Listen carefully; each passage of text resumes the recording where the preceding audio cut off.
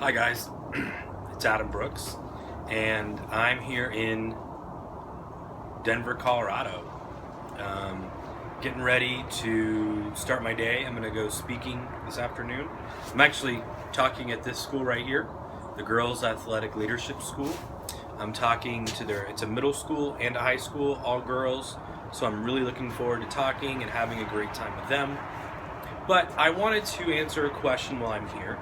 I've been working on this for a little while. I know it's been a little bit since you've heard from me. But the question is, should my kids have social media? Should tweens, teens, even younger, should they be on social media? And let me answer that by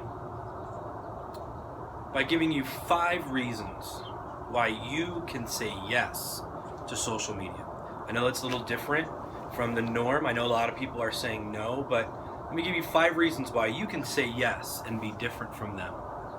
The first one is they have great what's called spyware that you can put on phones, and then anything that goes on that phone, that device, that iPad, that iPod goes right to you and it lets you know what's being said. You can check on it, all those things. Now, I'm going to be honest. I wouldn't recommend you not telling your kid you have that. I would let them know in the beginning, hey, I'm putting this on your device, just so you know. Just in the spirit of transparency. I think kids value that today. So that would be one reason why you could feel comfortable saying yes.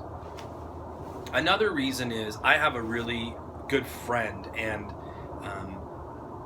her daughter, whenever she's walking by, the mom, she'll just hold out her arm, and the daughter will place her phone in her hand, and then she goes through it and looks through it. And she does it randomly, she does it casually, she doesn't make a big deal out of it, but that way she can kind of check everything. One time, the girl's passcode was changed, and the mom didn't know the new passcode, so that phone got taken away for a little while. So I'm just saying, they call them like random checks, random phone checks, where you can just say, all right, hey, let me see your phone, and then you check through it. That's another way that you can feel empowered to say yes to social media.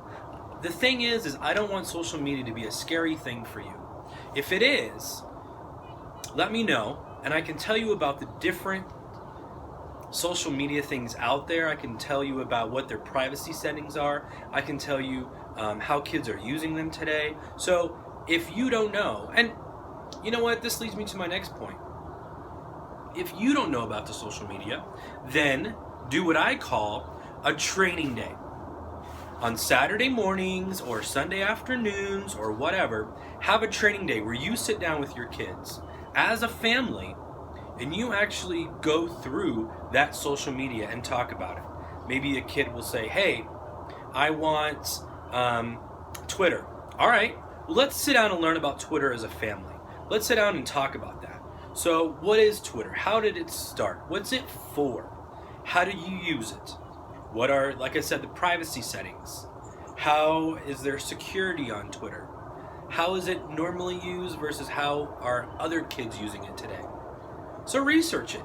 Do it as a family. Make it a project. That way not only are you informed, but your kid knows that you know. That just seems to be a much healthier way to kind of look at it. One of my favorite things that I think is, to tell parents that I think is really smart, is at the end of each day, collect all the devices in the house. Put them in a box. You can call it a device box. Put them in your closet or bring them into the parent's room and charge them all. Now the reason why I say that is, with anything that we get, whenever we get something new, I was 7, 8 years old when I got my first Nintendo.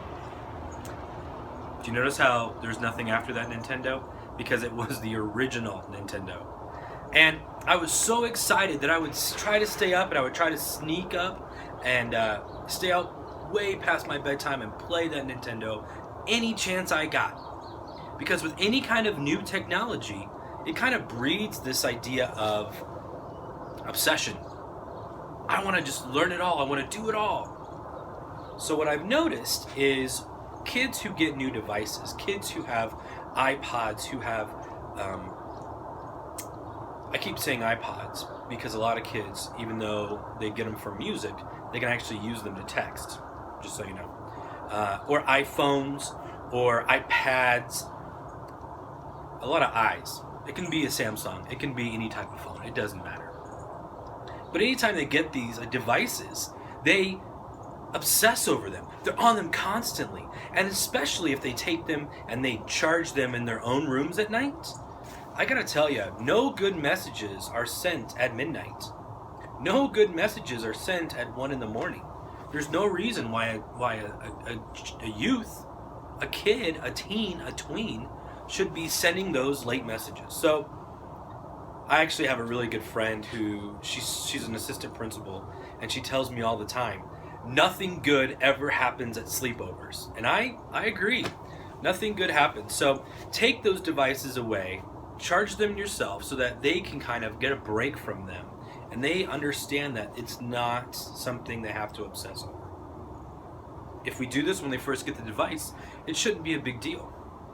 Once we get them in these habits, then it becomes normal, then it becomes healthy, and they're able to use these devices in better ways. The last one I've got is what I call Facebook Friday, or it can be Twitter Tuesday, or Instagram Wednesdays. I don't know. There's nothing that rhymes with Instagram or has the same letter. So whatever you want to do. But here's what it is. You're sitting around as a family, and the first person that yells Facebook Friday or whatever, they all run, and everybody has to get on their device and get on that app as fast as possible.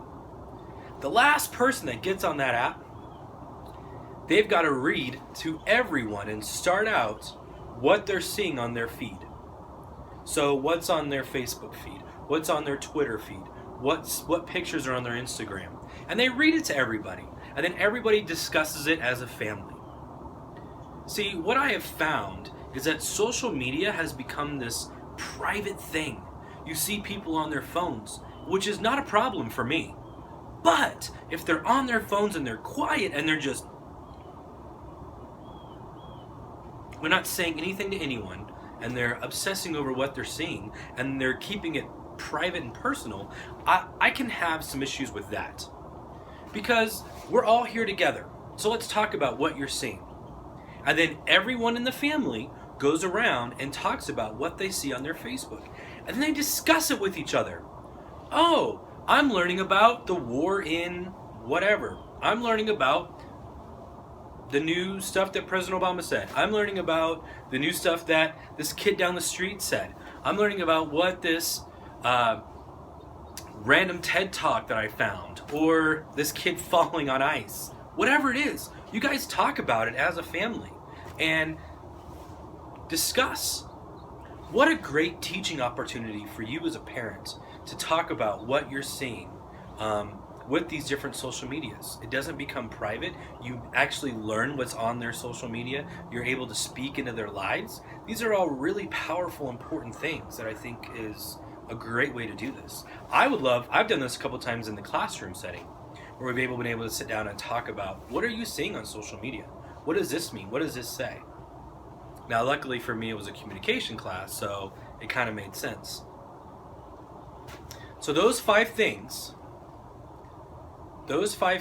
are ways that you can say yes to social media and not be too nervous to say no, and not have to worry or fear. Again, if you have any questions, you have any concerns, let me know. This is just an idea. This is just a way to help us to train our kids, because social media is not going away. And a lot of times when we say no to our kids, they find a way to do it behind our backs. Not always, but I do want you to think about that. Thank you so much. Take care. I'm going to freeze here in Colorado, so enjoy wherever you're at. Have a good one.